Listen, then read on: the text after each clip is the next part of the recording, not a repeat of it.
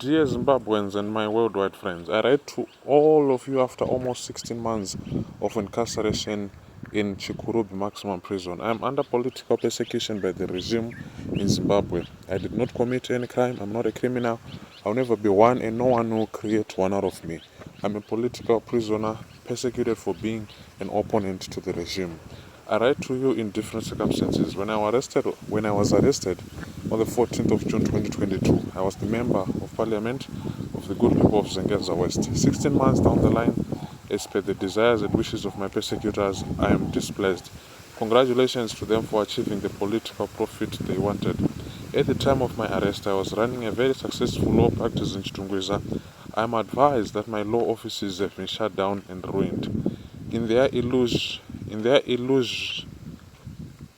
illusory thoughts, they think I will count losses, and in their tradition of thoughtlessness, they are making comical antics and inebriated postures. Robert Mangaliso Sobukwe said, "The true leadership demands complete subjugation of self, absolute honesty, integrity, and uprightness of character, courage, fearlessness, and above all, a consuming love one's people." Professor Adam Tambara goes further to teach us that you can influence and change reality without official or formal power, and yet you can have the position of authority while having no influence or impact. It must be known that a leader must not have a delicate skin. I told myself that if I truly believe for what I'm suffering for, that is the case of the downtrodden, as symbolized by Mo Blessing Ali, I must be prepared to suffer or even to die for the principles and beliefs. I do not accept anything or anyone to change my principles. Since boyhood, it was naturally inherent in me to give a voice to the downtrodden and, more importantly, protect their rights against the scourge of abuse of power by those in leadership positions. When I was thrown into Chikurubi maximum security prison, some good soul from the national intelligence systems whispered to me that it was long planned that I must be thrown into prison for a long time to teach me a lesson of who wields power in Zimbabwe. I quickly notified reserves of mental strength. I had to arm myself with those things, and that enhanced my inner stability and discarded everything that might weaken me. I became hardened. I started reading voraciously books that sustain me and internalized, where I read about the lives of others who were once in a similar position with my new station in life, whose connective theme is the human struggle and triumph against insurmountable ordeals. In my reading, I came across The Truth by James Baldwin, who told me that force does not work the way its advocates seem to think it does. It does not reveal to the victim the strengths of his adversary. On the contrary, it reveals the weaknesses, even the panic of his adversary, and this revelation invests the victim with patience.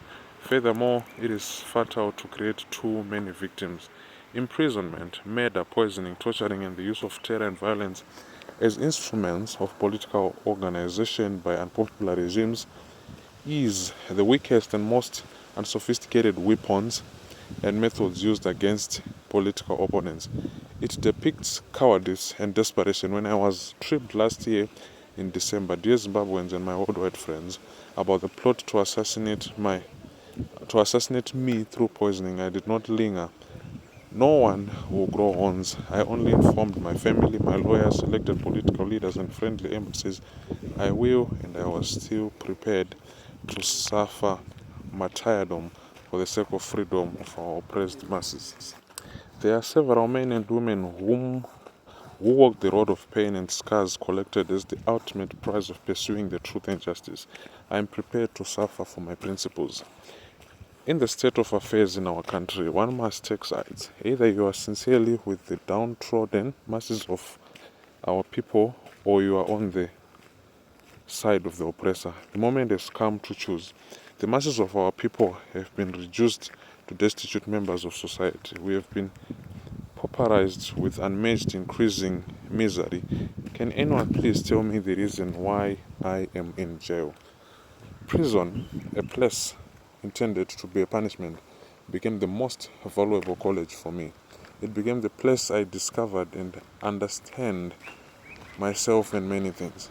It is the place I was able to think, discover, and reflect on many things, including my relations with certain persons who on the daylight behave like angels but are profound witches at night.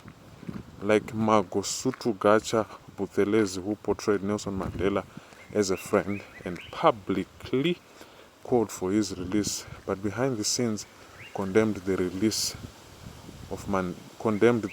Mandela campaign as a gimmick and privately warned the apartheid military establishment that Mandela was the most dangerous threat to national security and national stability, and that it would be irresponsible to let him out. The same script was being played by our own Bishop Abel Tendeka Mzoriwa in Rhodesia, pretending to be holding an anointed scepter, roaming around the four corners of Zimbabwe from east to west, from the south to the north. He was publicly denouncing the incarceration of the nationalist leaders, but privately he was telling the Rhodesian kingpin Ian Smith not to dare release Joshua Nkomo, Robert Mugabe, and other nationalist leaders as they were terrorists and a danger to national security. The character of someone is measured by facing up to swelling difficult situations. Let it be known that I'm a man who would never ever break down even under the most trying circumstances. Martin Luther King Jr. taught me, if a man hasn't found something he will die for, he isn't fit to live. Under the barrage of attack from your immortal enemies, never be surprised that when you look behind, you realize that you are by yourself, and those who attempt to stand in solidarity with you come under attack, blackmail, and humiliation from the angels of the daytime but profound witches of the night. Only true friends and strong characters remain steadfast with you, while opportunists melt like morning dews. That's the character of an insincere struggle. Those who were attacked and humiliated in my name, let me reassure you that you have found a special place in my heart. Your solid personality is immeasurable and shall ever be remembered. Solid fraternal brotherhood in the environment of our opportunistic struggle like the one we have today, where selfishness and deception are the order of the day, is a rare golden characteristic of individuals. In the world where some don't stand on principles but chasing after opportunity, and along the way in chase of opportunity distort private conversations and expose their disordered nerves, those in desperate pursuit of opportunity invented stories using my name to ingratiate themselves to the unstable and intended recipient to floor their limitations. Be advised that I know everything that happened and was said about me and caused sorrows and tears to many who became victims in my name. My heart bleeds and my eyes tear ceaseless by that several people who were humiliated after they have been labeled job Sikhala sympathizers. Blackmailing is the art of foolishness through distorting someone's name for the purpose of opportunism.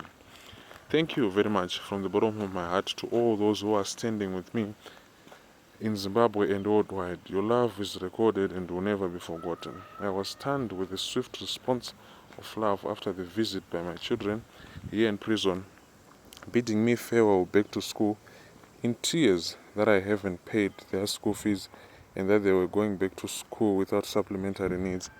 I warned them that tears are not good under whatever circumstances. Rather, they must thank God to have a father who afforded them education at good schools at the time when I was not deprived of my responsibilities to fend for them through incarceration. There are children of victims of oppression in memory history who became angry at their fathers for being incarcerated for a cause. I told them that Nelson Mandela's children suffered untold poverty and humiliation in the hands of his oppressors until God raised good men and women who ameliorated their misery, so they must brace for the worst, that they must start to disabuse their mindset from thinking that the situation is still the same. Swiftly, my good lawyer Harrison Nkomo, despite having spent hundreds of hours representing me for free on the more blessing early cases, paid fees for my 2 daughters at boarding schools.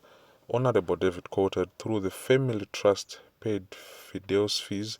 Honorable Rusty McMahon, my new member of parliament for my new domicile, Chikurubi maximum prison, came on board with some significant contributions to my other son's school fees, who is doing A-level. I would also want to thank Opo Chingono for his unwavering friendship and support. Such love is not taken for granted. It is a mark that will live forever in my heart. I thank you, brothers. I would also like to thank all those who helped my family during my difficult times.